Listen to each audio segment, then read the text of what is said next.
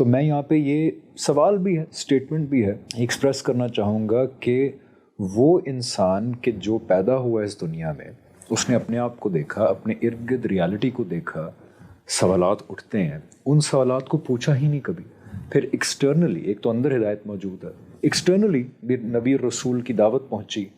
اس نے اس کے بارے میں بھی خاص بادر نہیں کیا، اور وہ اسی عقیدے پہ عمل پہ جس پہ وہ پیدا ہوا تھا، اس عقیدے پہ، چاہے وہ کرسچن ہو، چاہے وہ اسلام ہو، چاہے وہ یہودیت ہو، ہندوازم ہو، جہاں پیدا ہوا تھا وہی کلچرلی انہیریٹ آئیڈینٹی کر کے وہ وفات پا گیا. نہ کبھی سوال پوچھا، نہ کبھی اس بات کو مسئلہ بنایا کہ میں کون ہوں، میں کیا ہوں، موت کے بعد کچھ ہے یا نہیں ہے، یہ کائنات کہاں سے آئی ہے،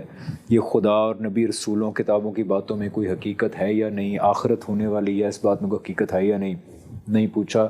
مر گیا. تو اگر وہ مسلمان گھرانے میں بھی پیدا ہوا اور اس نے یہ ایکسرسائز کرنا گوارا ہی نہیں کی جتنا اس کو اللہ نے وقت اور انٹلیکٹ دیا تھا، تو چانسز ہیں کہ اس دن اس کا صرف مسلمان گھر میں پیدا ہو جانا شاید اس کے کوئی خاص کام نہ آئے. دیکھیے، میں اس سوال کے جواب میں عرض کرتا ہوں کہ جس چیز کی امید اور رجا اور خواہش اور تمنا ہمارے دل میں پیدا ہوتی ہے نا، کہ بہت ساری ایسی مخلوق خدا ہے جو ان چیزوں پہ غور نہیں کرتی،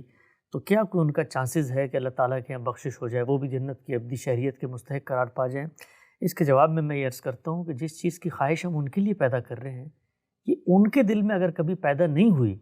اور خالق نے ان کے ساتھ وہی معاملہ کیا جو ان لوگوں کے ساتھ کرتا ہے جو پوری زندگی اس خواہش کو لے کر لمحہ لمحہ اپنا دامن ان کانٹوں سے بچا کر آگے بڑھتے چلے گئے، تو روح زمین پہ اس سے بڑی زیادتی کوئی نہیں ہو سکتی. ہم لوگ یہ سوال پوچھتے ہیں مدر ٹریسا جنت میں جائے گی؟ بھائی فلاں ملحد تھا، اس نے انسانیت کی بڑی خدمت کی، وہ جنت میں جائے گا؟ بھائی اس نے اگر یہ سب کچھ جنت کے لیے کیا تھا تو پھر تو جنت میں جانے کا سوال پوچھیں آپ مجھ سے،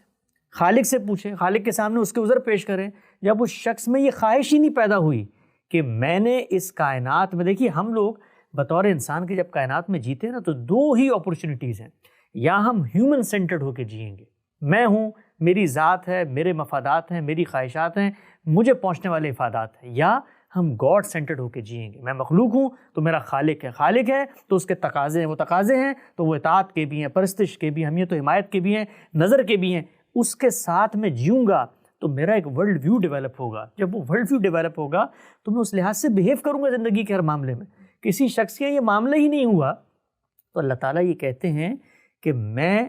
خالق کائنات ہوں اور میری ایک صفت ہے کہ میں عدل کرتا ہوں، میں انصاف کرتا ہوں. یہ انصاف کے تقاضوں کے منافی ہے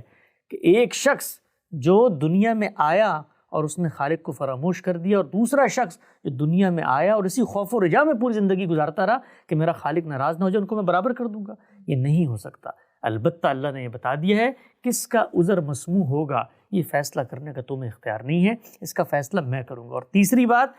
کسی مذہبی شناخت کی بنیاد پر وہ کہتا ہے میں فیصلہ کروں گا ہی نہیں. خود قرآن مجید میں واضح کر دیا اس نے کہ وہ لوگ جو ایمان لائے، یہ مسلمان، یہ جو یہودی ہیں، یہ جو نصارہ ہیں، ہر کوئی یہ کہتا ہے کہ میرے مذہب میں آ جاؤ، بس چھاپ لگا لو تو جنت تمہارے قدموں میں پڑی ہے. میں تمہیں بتاتا ہوں جنت میں جانے کا کرائیٹیریا ہے، اور کرائیٹیریا میرٹ کے اوپر ہے، اور میرٹ کے خلاف میں قیامت میں پیغمبروں کی بات بھی نہیں سنوں گا. وہ بھی کھڑے ہوں گے تو حق اور صفائی اور سچ کی بات کریں گے. بالکل.